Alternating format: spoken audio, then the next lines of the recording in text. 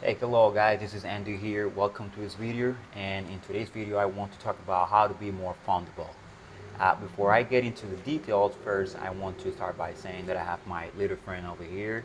As you already know, if you have seen my previous video, I have talked about that I always like to carry a notebook with me because I tend to forget a lot of things, when I am talking, and in order to remember about those things that I want to talk about, I like to, take a look at my notebook so that I can remember exactly what to say next. So without any further ado, let's just go back to the topic. So today's video is about how you can become more fundable or how to be more fundable. Well, first, in order to be more fundable, you have to start by understanding what is a financial statement. You need to learn how to read a financial statement. As you can see already in the picture right here, this is a financial statement. A financial statement is just a piece of sheet where they're going to ask you for your income statement and your balance sheet.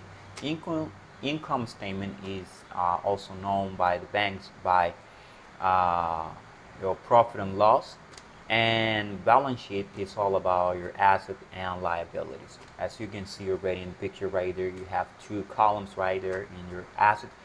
You have the asset column and you have the liabilities column. By learning how to read this properly, then you are going to know exactly what step to take and what to do exactly to take your business to the next level and to make better decisions.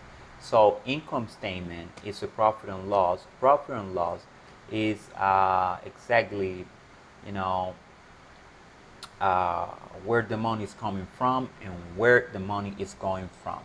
So when you go to a bank and the lender or the banker, ask you for your income statement, financial statement, or balance sheet, they actually want to take a look at your income. They want to see if your income is greater than your expenses, okay? Or your expenses, I'm sorry.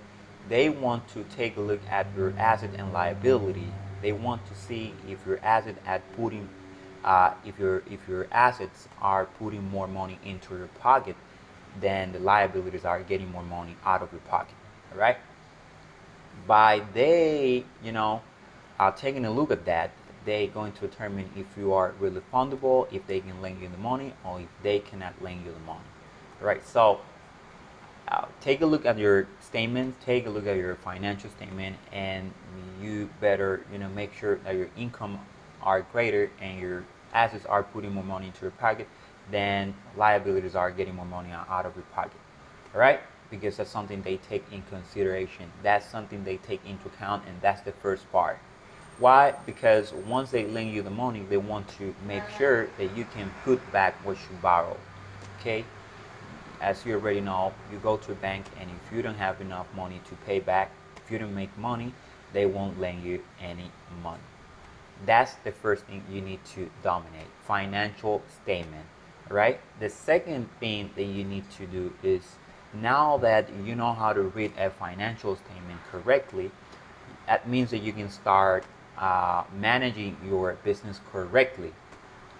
And that is, for example, if you take a look at your financial statement and you realize that you have more expenses than income, all right, and that you have more liabilities, that the liabilities are getting more money out of your pocket than assets putting money into your pocket, then you will make the right decision on what exactly to cut.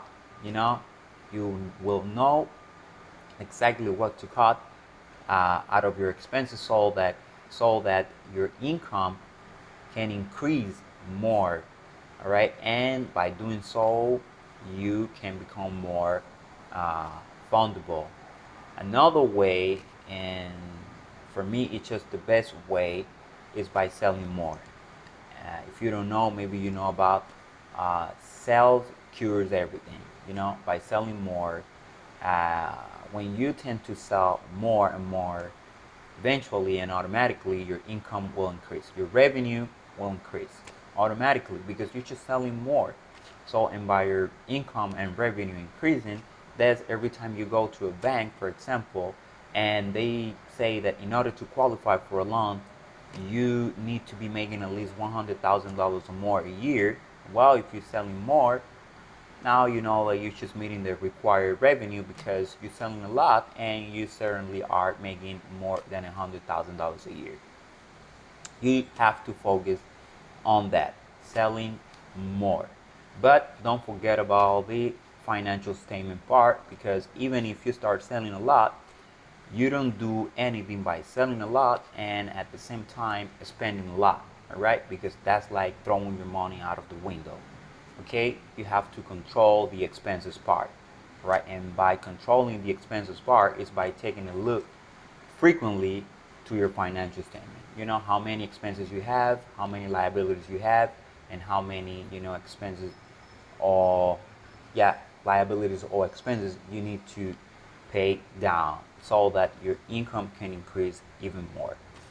So you have to focus on that. Now that I have talked about the first two part, which is the financial statement part and the managing part and the sales part, I want to talk about the third part, which is also pretty important. It is the third part because it isn't the first. The first part is your income, all right? Your income have to make sense.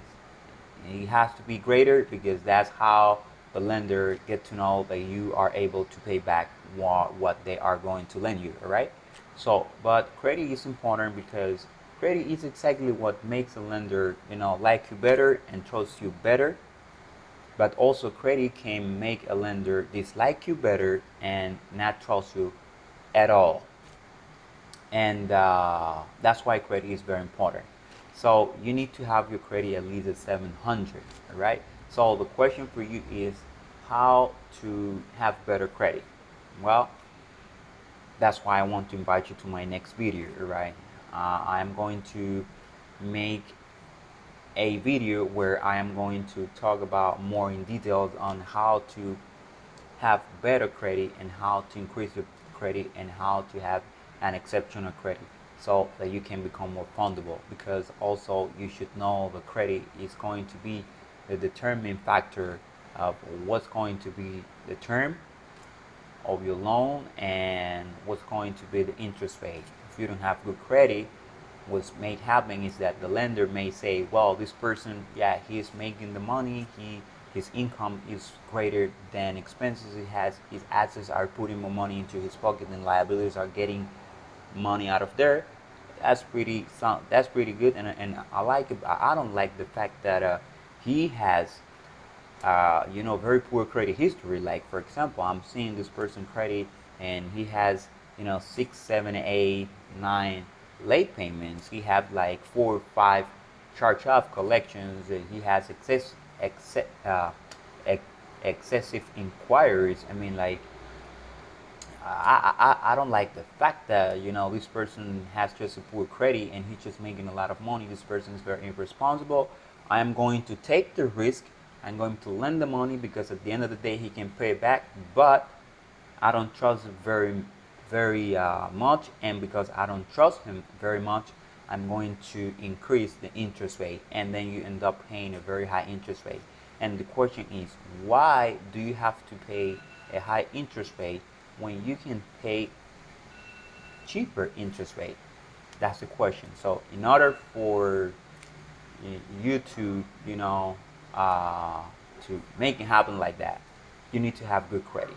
So that's why I want to invite you to my next video where I'm going to talk about in details how to have good credit and how to have exceptional credit always. Thank you very much, and I see you in my next video.